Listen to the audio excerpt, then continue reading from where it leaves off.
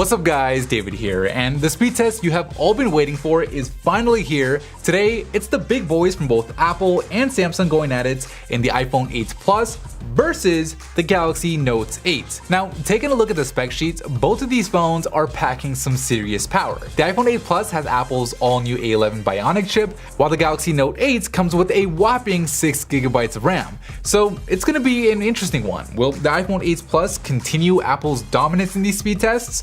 Or will the Note 8 pull off the upset? Let's find out.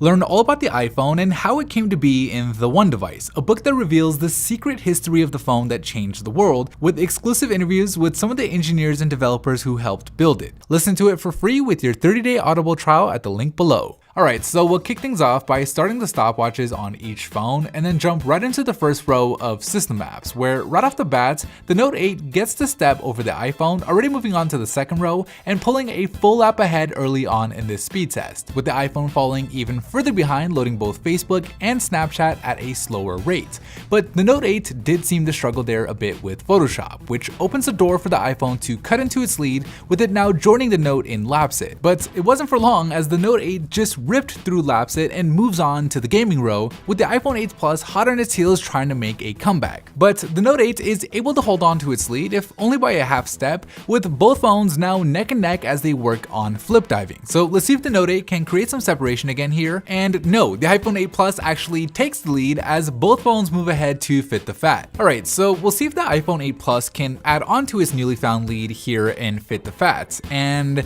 yeah, it looks like the iPhone loaded it up at a slightly faster rate, but nothing too big as both phones move on to Bullet Force, where this time the difference is much bigger, with the iPhone leaving the Note 8 behind as it starts working on the apps in the last row, with it now actually being a full app ahead of the Note 8. However, the Note does manage to load Spotify at a faster rate, which cuts into the iPhone's lead, and it looks like it also manages to load ESPN at a faster rate, so the Note 8 is closing in quick on the iPhone late here in the first lap, with it joining it and loading both the mobile and the full versions of the Amazon website, where the iPhone finishes first with a time of 1 minute and 27 seconds, with the Note 8 coming in just 3 seconds later with a time of 1 minute and 30. Alright, so this is where it'll get interesting. Will the 6GB of RAM be enough for the Note 8 to keep all of the apps open, and can the Note 8 possibly make a comeback? The iPhone has kept all of the apps open so far without any issue, but it stutters on Subway Surfers, with the Note 8 having it open and ready to go, allowing it to take the lead late here in the second lap. So at this point, it's the Note 8's race to lose, with all it having to do is keep the rest of the apps open. And so far, so good, with it keeping the calendar, the gallery, and the camera apps all ready to go, allowing the Note 8 to finish first with a time of 2 minutes and 1 second,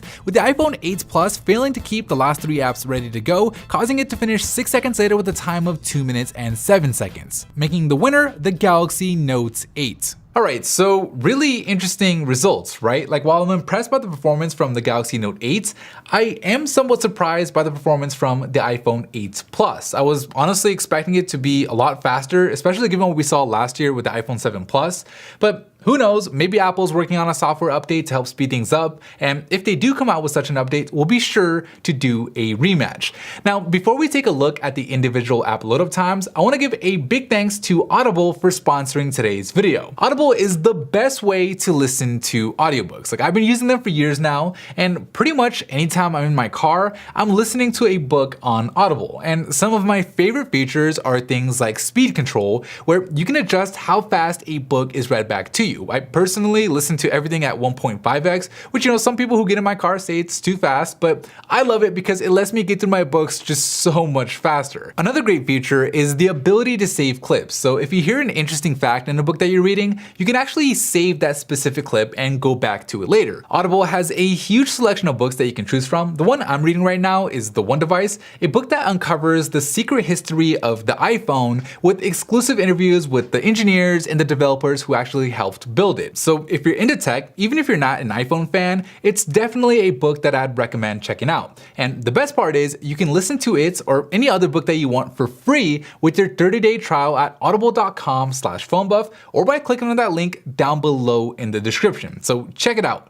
Alright, here are the individual app load-up times from the first lap, where the Note 8s beat the iPhone 8 Plus in pretty much all the lightweight apps, but where the iPhone got the edge in the more heavy-duty apps. Obviously, the iPhone stumbled in the second lap, making the Note 8 the faster phone overall. Anyways, that is it for me in this video. Thank you guys for watching, and as always, I'll see you in the very next episode.